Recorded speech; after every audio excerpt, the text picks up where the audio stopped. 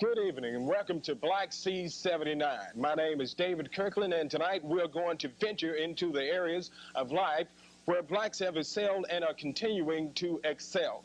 These areas are music, art, sports, and politics. A long time ago, these four areas were commonly referred to as white-only fields, and the black man had to watch from the outside while the whites participated. But now blacks have began to take an active, very serious and meaningful roles in today's music, sports, politics, and art. As a matter of fact, there are blacks among the top leaders in music, sports, art, and politics.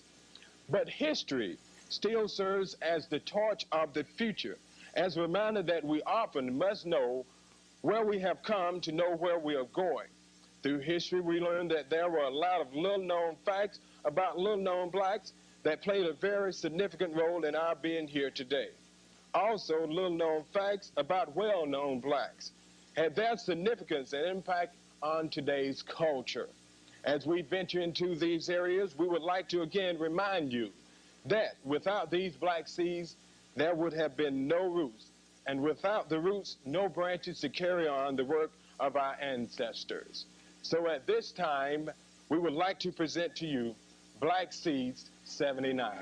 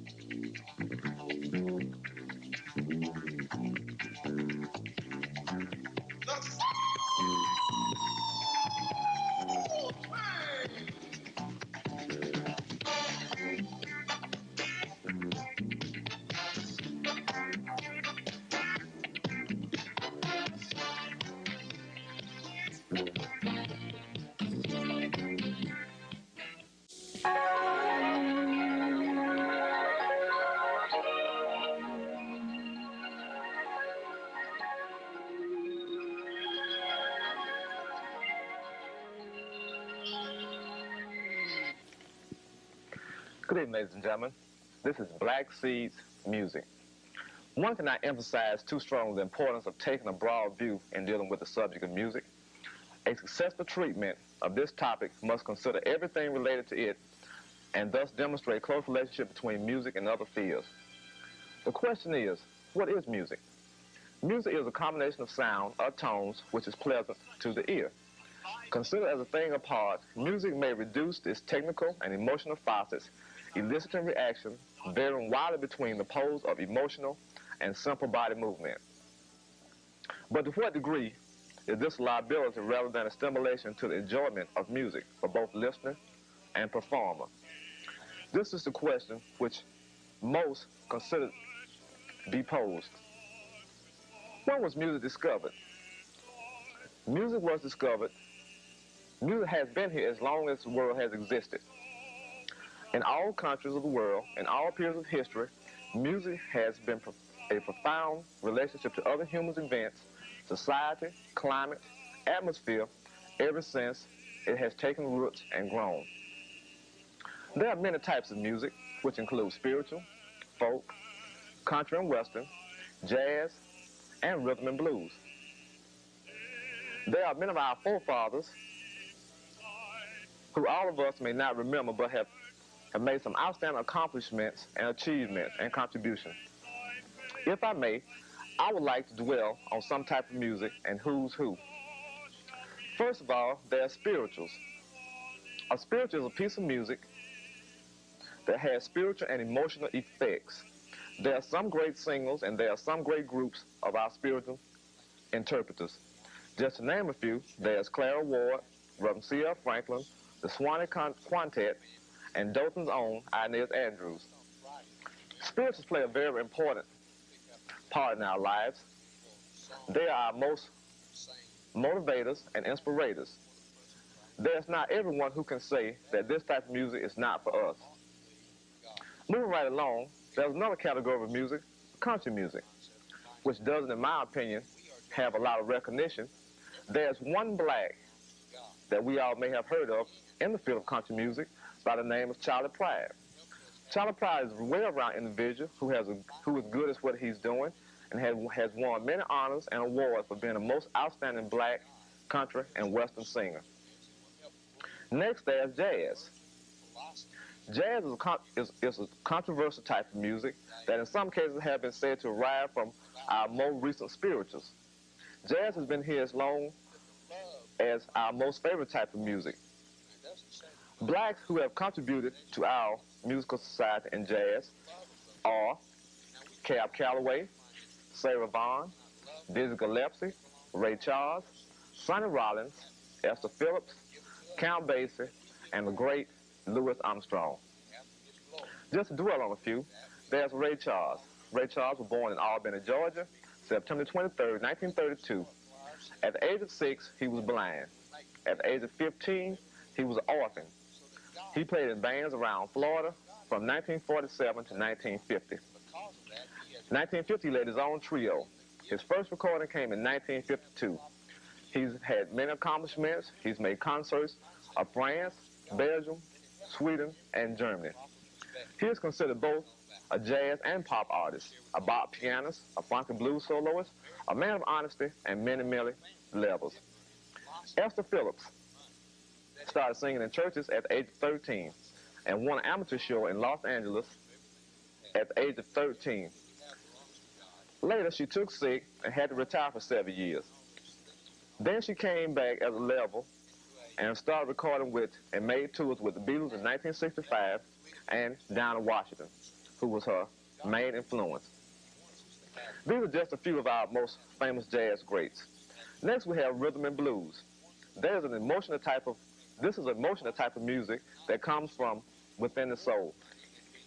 Some of our early rhythm and blues singers, which include Muddy Waters, Johnny Lee Hooker, B.B. King, and Bobby Blue Bland.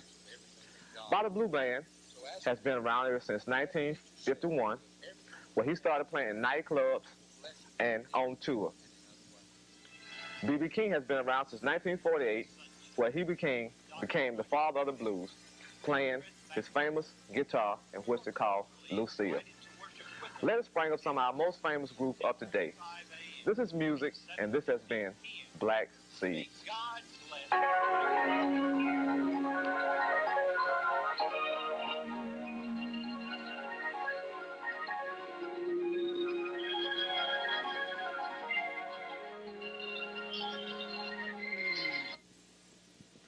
Although the struggle for mere existence had proved to be treacherous for the black pioneers of our so-called great America, blacks have found that it was even more difficult to exist as a skilled or craft person.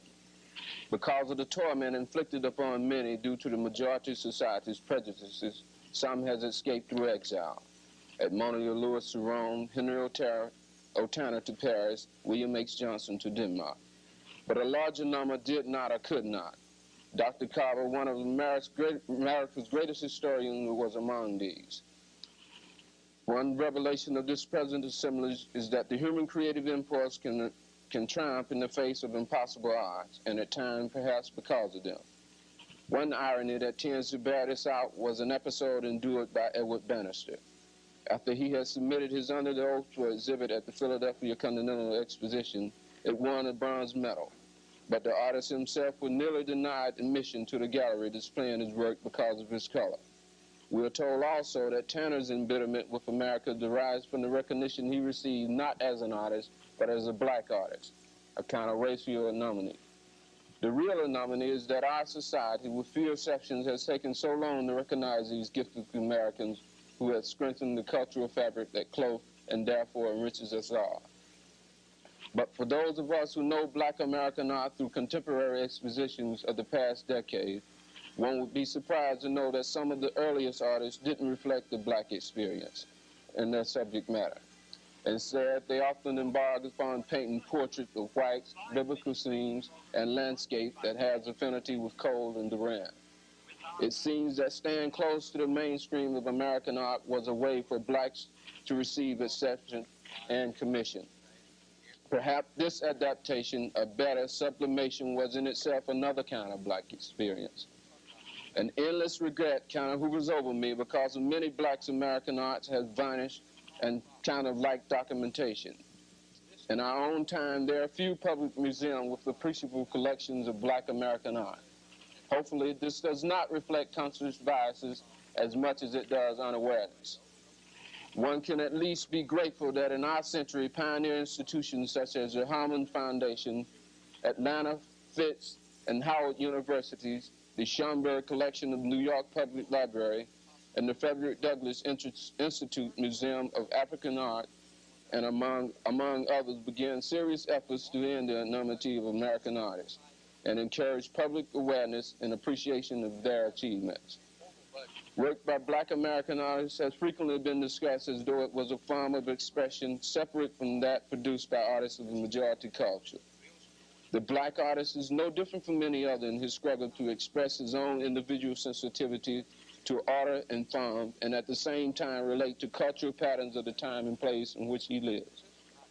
Art is ultimately a universal language of form, a visual dialogue about man's culture that can be read and understood without regard to the color of the artist.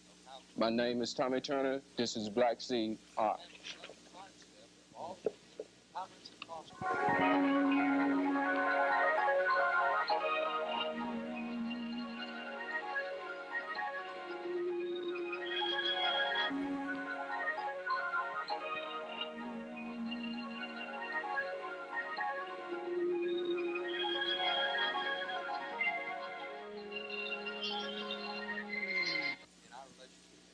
Good evening. The Black amateur and professional athlete. Jackie Robinson pioneered efforts in breaking the color barrier and organized baseball not only opened the door for other Black players, but for Black athletes in all American sports. Robinson's importance, however, can never be limited to the sociological feats which he performed. It was solely on the basis of his playing baseball that he was named on July 3, 1962, to the Hall of Fame in Cooperstown, New York. Born in Cairo, Georgia, on January 31st, 1919, Robinson was raised in Pasadena, California. At UCLA, he gained All-American honorable mentions as a halfback, but left college in his junior year to play professional football for the Los Angeles Bulldogs. After serving as an Army lieutenant during World War II, Robinson returned to civilian life with the hope of becoming a physical education coach. To achieve this, he felt he had to make a name for himself, and for his reasons, decided to spend a few seasons in Negro baseball. In 1945, while he was playing with the Kansas City Monarchs, Branch Ritchie of the Brooklyn Dodgers assigned him to the Montreal Roars, the team's top farm club, where he was to be groomed for a career in the majors. On April 10, 1947, the Dodgers announced that they had purchased Robinson's contract, and the following day he began his major league career. When he retired in 1956, he had compiled an outstanding record as a hitter, a fielder, and a base stealer. He had won the National League Most Valuable Player in 1949 and played on 6 National League pennants as well as the World Championship team. Track and field. Wilma Rudolph is the only American runner ever to win 3 gold medals in the Olympic Games. Her performance is all the more remarkable in the light of the fact that she was unable to walk properly until she was 8 years old. Born on June 23, 1940, in St. Bethlehem, Tennessee, she soon moved with her family to Clarksville, the town in which she grew up. At an early age, she survived an attack of double pneumonia and scarlet fever, but was left with the use of her right leg only. Through daily leg massages administered in turns by different members of her family, she progressed to the point where at the age of 8, she was able to walk only with the aid of a special left shoe. 3 years later, however, she discarded this shoe and began joining her brothers in backyard basketball games. At Burt High School in Clarksville, Miss Rudolph broke the state basketball record for girls while a sophomore. As a sprinter, she was undefeated in all her high school track meets. In 1957, she enrolled at Tennessee State University and began to set her sights for the Olympics in Rome. 3 years later, in the interim, she gained national recognition in collegiate meets, setting the world record for 200 meters in July 1960. In the Olympics, she earned the title of the world's fastest woman by gaining gold medals for the 100-meter dash, the 200-meter dash, Olympic record for anchoring the 400-meter, and world record relays. She was named by the Associated Press as the United States Female Athlete of the Year for 1960 and also won the Athlete of the Year honors. Boxers, Sugar Ray Robinson. Ray Robinson is often labeled the greatest fighter pound for pound in the history of boxing. Born in Walker Smith in Detroit on May 3, 1921, he took the name Robinson from the certificate of an amateur boxer whose identity enabled him to meet the age requirements for getting a match in Michigan. The sugar came from his having been dubbed the sweetest fighter. As a 10-year-old boy, Robinson had watched a Detroit neighbor, Joe Louis, train for an amateur boxing career. When Robinson moved to New York 2 years later to begin, he spent more of his time at local gyms in preparation for his own amateur career. After winning all of 89 of his amateur bouts and the 1939 Golden Gloves Leatherweight Championship as well, he turned professional in 1940. At Madison Square Garden, fighting for the first time on a card headlined by Fitzy, Zimmet, Henry Armstrong fighters, Robinson lost the fight. A year later, Robinson himself decision physics, and 3 months after that knocked him out. After several years of being the uncrowned king of welterweights, Robinson beat Tommy Bell in the elimination bout in 1946. He successfully defended the title for 5 years, and on February 14, 1951, took the middleweight crown from Jake Momota. My name is Larry Graham. This has been Black Seed Sports.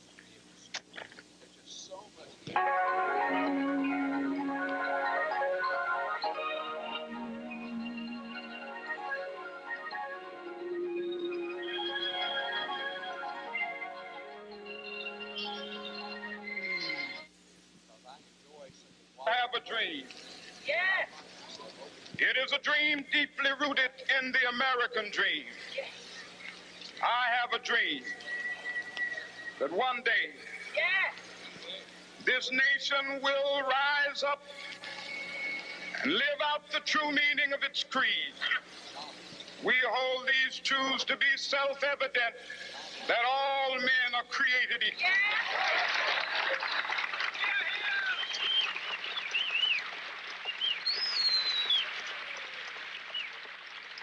I have a dream that one day on the red hills of Georgia, the sons of former slaves and the sons of former slave owners will be able to sit down together at the table of brotherhood.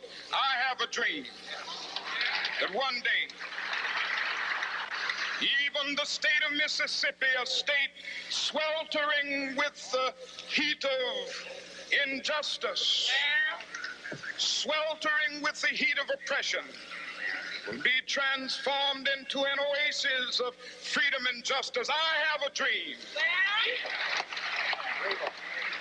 that my 4 little children will one day live in a nation where they will not be judged by the color of their skin, but by the content of their character. I have a dream today.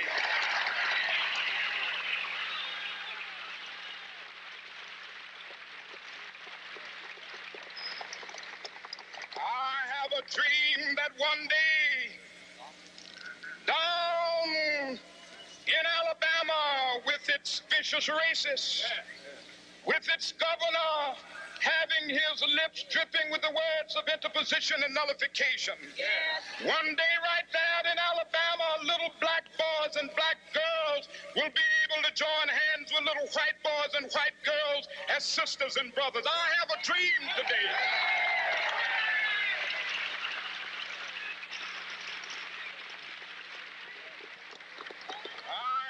Dream that one day every valley shall be exalted, and every hill and mountain shall be made low. The rough places will be made plain, and the crooked places will be made straight, and the glory of the Lord shall be revealed, and all flesh shall see it together.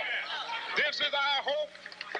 This is a faith that I go back to the South with. With this faith, we will be able to hew out of the mountain of despair a stone of hope. With this faith, we will be able to transform the jangling discords of our nation into a beautiful symphony of brotherhood. With this faith, we will be able to work together, to pray together, to struggle together, to go to jail together, to stand up for freedom together, knowing that we will be free one day. This will be the day. This will be the day when all of God's children will be able to sing with new meaning, "My country, tears of thee." Sweet land of liberty, of thee I sing. Land where my fathers died, land of the pilgrim's pride. From every mountainside, let freedom ring. And if America is to be a great nation, this must become true. So let freedom ring. From the prodigious hilltops of New Hampshire, let freedom ring. From the mighty mountains of New York, let freedom ring. From the heightening Alleghenies of Pennsylvania, let freedom ring. From the snow-capped Rockies of Colorado, let freedom ring. From the curvaceous slopes of California. But not only that, let freedom ring from Stone Mountain of Georgia. Let freedom ring from Lookout Mountain of Tennessee. Let freedom ring from every hill and molehill of Mississippi, from every mountainside. Let freedom ring, and when this happens, when we allow freedom ring, when we let it ring from every village and every hamlet, from every state and every city, we will be able to speed up that day when all of God's children, black men and white men, Jews and Gentiles, Protestants and Catholics, will be able to join hands and sing in the words of the old Negro spiritual, free at last, free at last. Ladies and gentlemen, on March 14th of 1866, both houses of Congress passed an act which conferred citizenship on blacks. It gave citizens of every race and color equal rights to make contracts, sue, testify in court, purchase, and enjoy full and equal benefit of all laws. This act was called civil rights. The Constitution definition of civil rights states as a member of a community, state, or nation, he or she has rights which includes freedom of speech, of the press, and of religion. But for the blacks during the 1800s, it meant striving for freedom. Let us keep in mind that this act had been passed and granted, and the war was over. Some of the southern whites still rebellious because of the results of the war. Therefore, blacks was being mistreated throughout the South. But the court saw what was happening and knew something had to be done. Therefore, the 15th Amendment was added to protect black rights. The struggle for the Negro rights made up the largest minority group within the United States. We have been denied our full civil rights more than any other minority group. The 13th Amendment, adopted in 1865, abolished slavery in the United States. In 1868, the 14th Amendment made former slaves citizens. The 15th Amendment became law in 1870, which prohibited the state from denying their people right to vote because of their race or color. It also provided that a state must grant all persons within jurisdiction equal protection of the law. From the 1800s up until recently, black Americans have been denied their history. The civil rights movement of the 1960s and of the early 1970s uncovered and forced many forgotten and neglected aspects of the Afro-American heritage and brought an awareness of the black people experience in America. Men like Frederick Douglass, Thurgood Marshall, and Booker T. Washington and Martin Luther King decided this struggle wasn't something that was going to make history, but a struggle that would be conquered. I'm sure Douglass and Marshall suffered some very dramatic times doing this, but they were determined to bring out the true value. King's triumph, for example, was more of a reality to us. He faced incidents such as Miss Rosa Parks, who was the first black woman to be arrested. Reason, she refused to move to the back of the bus.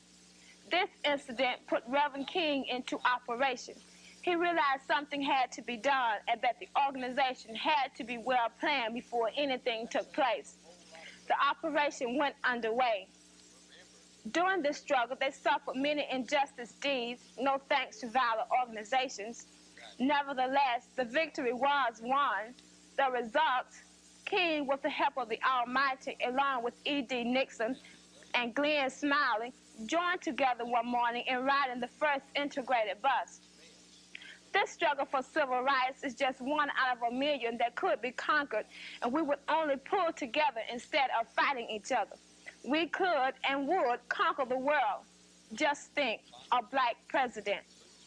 Our leaders has done their part and left us to follow their footsteps in the sense of working together and fighting to bring out the true value of civil rights. Can we do it? We can, and we shall. My name is Naomi Neal. This has been a Black series, Civil Rights. We'd like to express our appreciation to you for joining us on Black Seeds 79.